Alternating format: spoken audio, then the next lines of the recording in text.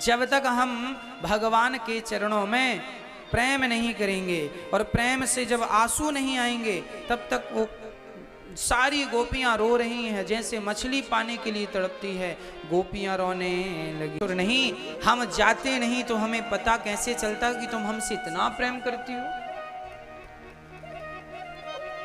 प्रेम को प्रकट करने के लिए भगवान गए हैं।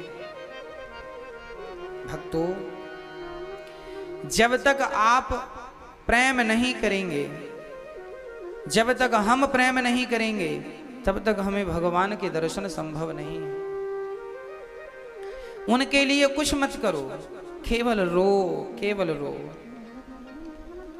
जैसे पानी के लिए मछली कैसे तड़पती है, मिले तो ठीक है, नहीं मर जाएगी, दूसरा ऑप्शन नहीं है मछली के पास। सांप को पानी से निकाल दो तो उसके पास थल है, कछुए को पानी से निकाल दो तो वो जिंदा रह सकता है। विडंबना मछली की है, पानी के सिवा रह नहीं सकती। उसी प्रकार जो भक्त है वो भगवान के बिना रह नहीं सकता। यही उस भक्त की पहचान है। कृष्ण उसका जल है, कृष्ण उसका भोजन है। भगवान ने गोपियों से प्रेम किया, रास रचाया, गोपियों का हर मनोरथ पूर्ण किया। आज गोपियों को दर्शन देकर भगवान वहां से एक दिन के लिए बुलाया गोपियों को, 6 महीने तक। आज भी भगवान ने रास कहाँ रचाया? ये संपूर्ण वृंदावन भगवान की रास स्थली ही तो है। लाखों गोपियां थी, कोई एक जगह छोड़ी आ जाएंगी, लाखों। जितनी गोपियां उतने कृष्ण बन गए। ये देखी भगवान की भगवत्ता प्रकट हो रही है। जितनी गोपियां उतने भगवान, और भगवान ने गोपियों के मध्य रास रचाया, गोपियों के संग क्रीड़ा की, गोपियों का मनोरथ सिद्ध किया।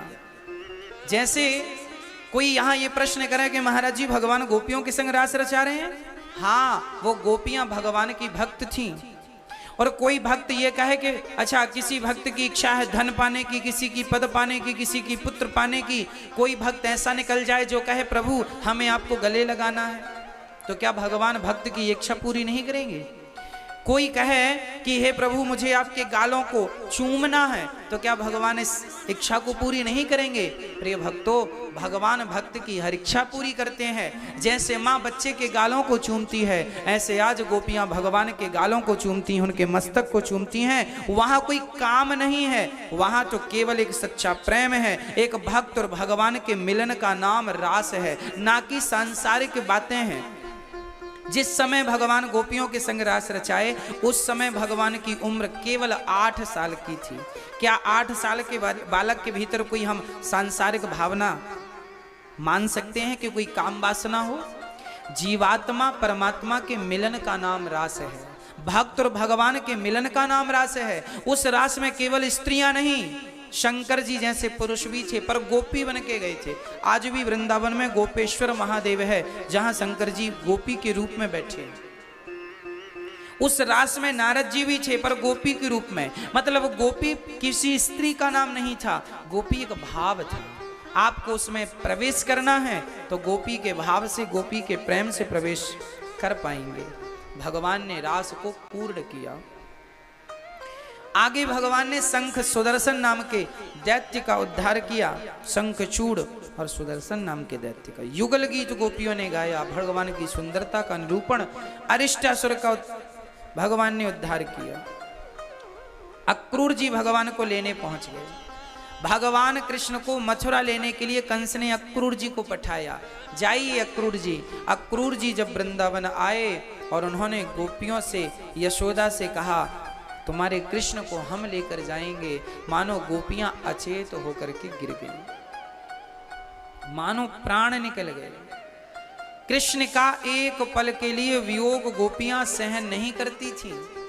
जब कृष्ण को कहा अक्रूर जी ने कि मथुरा चलना है, भगवान ने ये कहा कि अक्रूर चाचा, काका जी आप ये मत कहना कि मैं सदा के लिए जा रहा हूं, मैं कहूंगा कि मैं 2 दिन के लिए जा रहा हूं। दूसरा दिन हुआ, भगवान ने स्नान किया, माँ यशोदा से आज्ञा मांगी, माँ मुझे मथुरा शहर देखने जाना है, मेला देखने जाना है, मुझे 2 दिन की आज्ञा दे दो। माँ ने कहा बेटा मैं 2 दिन तेरे बिना कैसे रहूंगी, मेरे प्राण निकल जाएंगे। कन्हैया ने कहा ना मां, मैं 2 दिन के लिए जा रहा हूं। मां को बहुत समझाया है।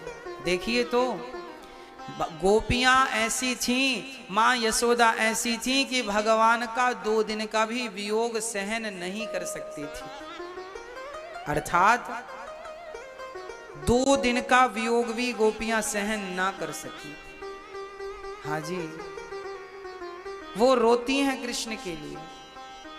और हम लोग भगवान के बिना भी रहना सीख लेते हैं, जबकि गोपियां नहीं रहती। भगवान कृष्ण चले गए तो गोपियां उनकी चर्चा करती हैं।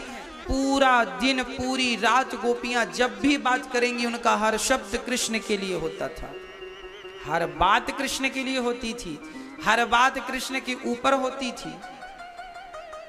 आज कृष्ण 2 दिन का कहकर गोपियों के समक्ष पहुंचे। गोपियां ने लेट करके रास्ता रोका है, श्याम सुंदर हमें छोड़कर मत जाओ। कन्हैया ने कहा 2 दिन के लिए जा रहे हैं, हमें जाने दो। राधा रानी को बहुत समझाया है श्याम सुंदर ने। और जब जाने लगे, राधा ने कहा तुम्हारे बिना हम कैसे जिएंगे? तो कहा ये मेरी बंसी तुम रख लो, जब भी तुम इसे बजाओगी तुम्हारे सामने मैं आकर खड़ा होकर नाचने लगूंगा। श्याम सुंदर ने वृंदावन जाते समय बांसुरी श्री राधा रानी को दे दी। आज भी निधि वन में राधा रानी श्याम सुंदर की बांसुरी लेकर खड़ी है। अर्थात जब कृष्ण गए तो उस प्रेम भरी बांसुरी को राधा रानी को देकर गए। अर्थात जो प्रेम भगवान ने वृंदावन में किया, इस वृंदावन में जो प्रेम को प्रकट किया है, वो प्रेम आज तक किसी अवतार में भगवान ने प्रकट नहीं किया। गोपियों जैसा प्रेम छोड़कर चले कृष्ण। जब गोपियां कृष्ण जाने लगे तो गोपियां उनके पीछे पीछे दौड़ने लगी, मेरे कृष्ण पागलों की तरह। अच्छा, ये सारी बातें क्यों हम सुना रहे हैं आपको, और आप क्यों सुन रहे हैं? इन बातों से हमें क्या करना? इन बातों से हमें ये करना है कि इन बातों से हमें सीखना है कि उन गोपियों ने इतना प्रेम किया तो हमें भी इतना ही प्रेम भगवान से करना होगा। भगवान को पाना है तो प्रेम ही एक मार्ग है जो ईश्वर तक पहुंचा सकता है। कोई कितना भी बड़ा ज्ञानी बन जाए, विद्वान हो जाए, पर प्रेम ना करे तो ज्ञान का, उस प्रेम के बिना कोई महत्व नहीं है। वृंदावन से जब भगवान चले, अक्रूर जी रथ पर बिठाए, अक्रूर जी ने यमुना स्नान किया, तब भगवान ने यमुना के भीतर उनको दर्शन देकर उन्हें कृतार्थ किया। भगवान मथुरा पहुंचे, जहां भगवान ने मथुरा पहुंचकर श्री धोबी पर कृपा की। अब यहां गोपियां अहो विधातस, हे विधाता तुमने मेरे भाग्य में केवल दुख लिखा है। अहो विधातस तब ना क्वचित दया, संयोज्य मैत्र्या प्रणयेन देहिना। गोपियां कहती हैं हे गोविंद, हे विधाता। गोपियां भगवान से क्या शिकायत करती है? हे विधाता तुम निर्दयी हो, निष्ठुर हो, तुम्हारे भीतर दया नहीं है। अरे तुम्हारे भीतर दया होती तो हमारे कृष्ण, हमारे प्रियतम, हमारे प्राण धन हमें छोड़कर क्यों चले जाते? कृष्ण तो चले गए, पर गोपियां वहां कृष्ण को याद करती ही रहीं। एक भी घड़ी, एक भी पल ऐसा नहीं बीता जो कृष्ण को याद किए बिना बीता। इस चर्चा से ये सीखना चाहिए कि जब भी हम आपस में बैठें तो हम व्यर्थ की बकवास, व्यर्थ की चर्चाएं ना करें। जब भी चर्चा करें भगवत चर्चा करें।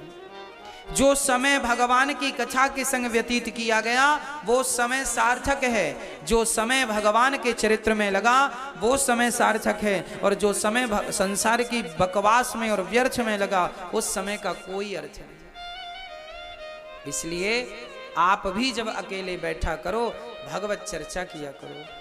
सारी गोपियां चर्चा, यहां भगवान ने धोबी पर कृपा कर दी। धोबी जा रहा था कपड़ों का गट्ठा सिर पे रख के। भगवान ने कहा मामा जी राम राम, ये कपड़े थोड़ा हमें भी दे दो। धोबी ने कहा तुमने बाप की राज में ऐसे पहने हैं जो मांग रहे हो? भगवान ने कहा हमने तो कपड़े मांगे, तुम बाप तक चले गए। एक थप्पड़ जमाया गाल में, इतना जोर का मारा धोबी जी निपट गए। कपड़े अपड़े सब भगवान ने पहने। अब जब कपड़े पहने, ये धोबी वही धोबी जिसके कहने से भगवान राम और पूरी प्रजा सीता पर उंगलियां उठाती है। हाँ, आज भगवान ने इसको मुक्त कर दिया। भगवान ने किसी को द्वेष भावना से नहीं मारा, भगवान ने जिनको मारा है उनको तारा है। जो गति भगवान ने दशरथ जी को दी वही गति भगवान ने रावण को भी दी। जो गति यशोदा को मिली वही गति इसे भी मिली, धोबी को।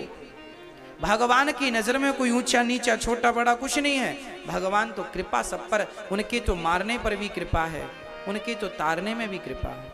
माँ, एक माँ के दो बेटे थे, एक बेटे से माँ ने केला छीन लिया, केला खाता, दिया गाल पर 2 थप्पड़।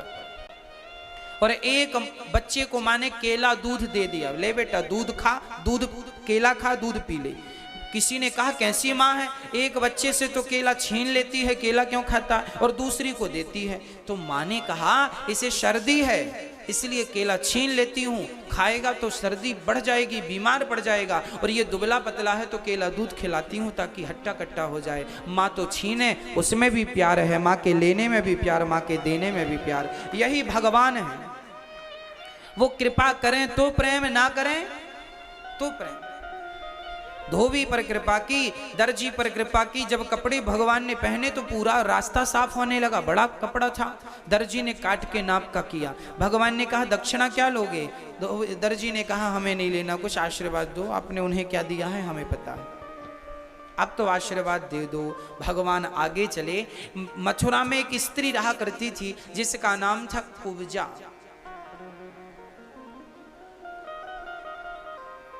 कुब्जा नाम की एक स्त्री थी, त्रिभंग थी अर्थात टेढ़ी थी, कुबड़ निकली थी, लाठी लेके चलती थी तो जवान, परंतु वो कुबड़ के कारण बूढ़ी सी दिखती थी। सारे लोग उसका मजाक उड़ाते थे, कोई देखना पसंद नहीं करता था, बड़ी कुरूपणी थी। आज भगवान ने कुब्जा की तरफ देखा और कुब्जा को देखकर कहा सुंदरी, ओ सुंदरी। कुब्जा को बहुत अच्छा लगा पर गुस्सा भी आया। ए बालक, मेरा मजाक उड़ाते हो? आज तक मुझे किसी ने सुंदरी नहीं कहा, एक पहले तुम हो जिन्होंने मुझे सुंदरी कहकर बुलाया है, क्यों मेरा मजाक उड़ाते हो? तब भगवान ने कहा सारी दुनिया ने तुम्हारा तन ही देखा है इसलिए तुम्हें सुंदर किसी ने नहीं कहा, हमने तुम्हारा मन पढ़ लिया इसलिए तुम्हें सुंदर कह करके बुलाते हैं। भगवान तन को नहीं मन को देखते हैं, इसलिए भगवान मन के प्रेमी हैं, तन के नहीं। कुब्जा पर भगवान ने कृपा की, कुब्जा ने भगवान को चंदन लगाया, अर्थात जो भगवान को चंदन का लेप करता है भगवान उसे सुंदर कर देते हैं। तो भगवान ने कुब्जा पर कृपा की, कुबलियापीड़ नाम के हाथी पर कृपा की, चाणूर मुष्टिक पर कृपा की, धनुष यज्ञ में जाके भगवान ने धनुष तोड़ा, फिर कुबलियापीड़ फिर चाणूर मुष्टिक को मारा। भगवान ने जाकर के कंस की सभा में कंस के केस पकड़ लिए और कंस को उठाकर पटक दिया। कंस बोला बालक क्यों मार रहे हो? भगवान ने कहा तुम वही कंस हो जिसने मेरी माँ पर मेरी प्रजा पर बड़ा अत्याचार किया, आज तो मैं छोड़ूंगा नहीं। कंस बहुत पावरफुल था, पर भगवान से किसका पावर चलता है? हाँ, कहने का तात्पर्य यह भी है कि कोई कितना भी पावरफुल हो पर मौत से कोई जीत नहीं सका। इसलिए हमें हमेशा मौत को याद रखना चाहिए कि मुझे मरना भी है, इसलिए गलत ना करो, हिसाब देना पड़ेगा। भगवान ने कंस को उठाकर पटका, खुद कंस के ऊपर कूद पड़े, कंस का उद्धार हो गया। कंस के भाइयों ने युद्ध करना चाहा, उन्हें भी पराजित किया। भगवान जब कंस को मारते हैं ना, तब भगवान आज 11.5 वर्ष के बाद अपनी माँ देवकी का दर्शन करते हैं। माँ देवकी जिन्होंने जन्म दिया, उनके हाथ में मोटी मोटी बेड़ियां, मोटे मोटे पांव में हथकड़ियां, बेड़ियां लगी थीं और भगवान ने आज उन्हें कटवाया। उन्हें कटवाते समय माँ को बड़ा दर्द हुआ। भगवान ने दौड़कर अपनी माँ को हृदय से लगाया, माँ के स्तनों से दूध की धार गिरने लगी। भगवान ने माँ के स्तनों का दूध पिया, देवकी का। ये देवकी माँ कौन थी? कहा जाता है कि जब भगवान राम, कैकेयी ने राम को निकाल दिया तो कैकेयी माँ चित्रकूट मिलने आई राम से। तो कैकेयी ने राम से कहा, राम तुम मुझसे गुस्सा हो क्या? राम ने कहा, माँ मैं गुस्सा नहीं हूँ, मैं तो आपका बेटा हूँ, मैं आपसे नाराज नहीं हूँ। तो कैकेयी ने कहा, यदि तू नाराज नहीं है तो मुझे एक वचन दे। कौन सा वचन माँ? बोले तू अगले जन्म में मेरे गर्भ से जन्म लेगा तो मैं मान जाऊंगी कि तूने मुझे माफ कर दिया। राम ने कहा, माँ यदि आप ऐसा ही चाहती हो तो अगले जन्म में मैं आपके गर्भ से जन्म तो लूंगा, पर मेरी भी एक प्रार्थना है, मैं आपके गर्भ से जन्म तो लूंगा पर दूध आपका नहीं पीऊंगा, दूध तो मैं माँ यशोदा का पीऊंगा। आज वही ऐसा विद्वान लोग कहते हैं, कई संतों से ये सुना, तो माँ देवकी पिछले जन्म में कैकेयी इस जन्म में देवकी बनकर जन्म दिया भगवान को, पर दूध पिलाने से माँ वंचित रह गई, अब दूध पिलाती हैं। और आज नंद बाबा ने, आज वसुदेव जी ने नंद बाबा से कहा कि ये कृष्ण आपका नहीं मेरा बेटा है। अब जब नंद बाबा ने सुना बड़ा दुख हुआ, रात्रि को वृंदावन गए, यशोदा इंतजार कर रही थी, 2 दिन का कह के गया है कृष्ण अब आता होगा, अब आता होगा, अब आता होगा, कृष्ण तो नहीं आए। नंद बाबा आए, पूछा यशोदा ने मेरा कृष्ण कहाँ है, मेरा लाल कहाँ है? तब नंद बाबा ने कहा, यशोदा वो जिसका था उसके पास चला गया। यशोदा ये तो हमारा सौभाग्य था कि कृष्ण हमारा नहीं था, फिर भी हमें इतने वर्ष उनकी सेवा का अवसर मिला, इसलिए यशोदा अब रोना मत, अब रोना मत, जितने वर्ष तेरे पास उसका था दाना पानी तेरे पास रहा, अब देख चला गया, संतोष रख, जितने साल तेरे पास रहा उतने में संतोष रख। अब तो यशोदा भला कैसे संतोष रखे, बस वो रोती गई। नंद बाबा समझाते हैं, देख जिस माँ ने उसे जन्म दिया उस माँ को कितना दुख होगा कि उसने इसे दूध तक ना पिला सका, कम से कम तेरी गोद में खेला तो सही, इसलिए तू अपने लिए ना सही उस माँ के लिए तो तसल्ली रख ले। तब माँ यशोदा बस कृष्ण कृष्ण के लिए पागलों की तरह व्यवहार करने लगी, जहां देखती वो कृष्ण नजर आता, घर उजड़ सा गया, मानो शरीर से प्राण निकल गए। अरे भाई जो कृष्ण से प्रेम करता हो उसका तो सर्वस्व कृष्ण ही होगा, अब कैसे जिए वो यशोदा माँ और गोपियां? वृंदावन तो मानो कृष्ण के जाते ही ऐसा हो गया मानो यहाँ से सबके प्राण चले गए हो। ऐसा प्रेम, ऐसा प्रेम, ये वृंदावन आज भी प्रेम की निशानी बना पड़ा है। दुनिया का कितना भी बड़ा नास्तिक आदमी वृंदावन आ जाए, इस रंग में रंग कर वो अपने आप को भक्त बना ही लेगा। यहाँ की मिट्टी ऐसी है, ये वृंदावन की भूमि ऐसी है, जो एक बार आ जाता है। मैंने लाखों लोगों के मुंह से सुना है, लोग कहते हैं महाराज जी वृंदावन आने के बाद लोग ये कहते हैं कि वह जाने का मन नहीं करता। आपके करोड़ों का बंगला घर में होगा, 56 भोग आपके घर होंगे, पर फिर भी वृंदावन की नमक रोटी अच्छी लगती है, वृंदावन छोड़ के जाने का दिल नहीं करता। हाँ, ये बहुत सारे लोगों के संग ये घटनाएं घटी हैं जो जाने का मन नहीं किया। आज भगवान श्री कृष्ण पढ़ने गए उज्जैन, 64 दिन में 64 कलाएं सीख कर आए और फिर उद्धव जी को वृंदावन भेजा संदेश देकर। मैं उद्धव प्रसंग आपको विस्तार पूर्वक कल सुनाऊंगा, किस प्रकार भगवान ने उद्धव को वृंदावन भेजा और कैसे प्रेम का पाठ भगवान ने उन्हें पढ़ाया, गोपियों ने पढ़ाया। उसके बाद भगवान कुब्जा के घर गए हैं, अक्रूर के घर गए हैं और वहां से भगवान अब कालियवन, जरासंध ने भगवान से युद्ध किया, 17 बार तो हराया, फिर मुचकुंद के हाथों कालियवन को मरवाया। फिर भगवान मैदान छोड़ के 18वीं बार जरासंध से भागे, प्रवर्षण पर्वत पर चढ़े, जरासंध ने आग लगाई, भगवान ने द्वारिका का निर्माण कराया और भगवान द्वारिकाधीश कहलाए। भगवान ने बलराम जी का विवाह रेवती से संपन्न हुआ और रुक्मणी का विवाह भगवान कृष्ण से संपन्न हुआ। रुक्मणी जी कृष्ण से प्रेम करती थी, पर रुक्मणी के भाई ने जबरदस्ती शिशुपाल से इनका विवाह फिक्स कर दिया। तो रुक्मणी जी ने एक प्रेम पत्र लिखा, श्रुत्वा गुणान भुवन सुंदर शृण्वतां ते निर्विश्य कर्ण विविरैर्हरतोंग तापम। रुक्मणी अम्बा ने कहा, हे श्याम सुंदर मैं विवाह करूंगी तो आपसे, वरना कुंवारी रह जाऊंगी, मैं विवाह नहीं करूंगी। भगवान ने कहा, मेरे से कैसे विवाह होगा, आप तो वहां हो मैं तो यहाँ हूँ। रुक्मणी माँ ने कहा, मैं पूजा करने आऊंगी कात्यायनी माँ का, आप वहां मेरा हरण कर लेना। भगवान बोले ठीक है। अब रुक्मणी जी आई, कात्यायनी माँ का पूजन किया पूजा करी और पति के रूप में कृष्ण को चाहा। कृष्ण दारुक को तैयार करके वायु के वेग से रथ को लाते हैं और भगवान रुक्मणी का हाथ पकड़ते हैं। रुक्मणी को लेकर भगवान चलते हैं। रुक्मी ने रास्ता रोका, बलराम जी ने रुक्मी को समझाया और भगवान रुक्मणी का हरण करके द्वारिका पहुंच गए। बोलिए द्वारिकाधीश भगवान।